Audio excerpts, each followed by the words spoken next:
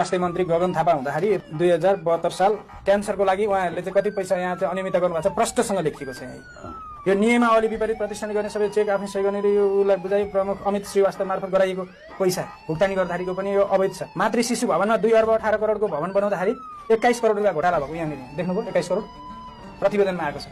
छानबिन समितिले गरेको प्रतिवेदन अख्तियारमा अहिलेसम्म किन पुगेन? 12 करोडको एमआरआई मेसिनमा 18 करोडमा टेन्डर स्वीकृत गराएको, 6 करोड रुपियाँ यहाँ घोटाला छ। 8 लाख रुपियाँ घुस मेसिनको यो गर्दाखेरिको यो त रङ्गी हात पक्रेको हो अख्तियारले। नुवाकोटको सुनखानीमा बाख्रा पालन, मौरी पालन, कुखुरा पालन र दक्षिण कालीको काठमाडौँको दक्षिण कालीमा कुरीर खेतीको लागि फर्म दर्ता गरी गरिबी निवारण कोष तथा स्वरोजगार कोषबाट सहुलियत कर्जा र अनुदान करिब 5 करोड रुपियाँ लिएर उहाँले चाहिँ कुनै पनि बिल भौचरहरू पेश गर्नु भएको छैन। जस्तो अस्ति कान्तिपुरले फेक भनेर मलाई न्युज निकाल्यो नि, हो प्रतिवेदनै सार्वजनिक नभइकन निकाल्न पाउँछ?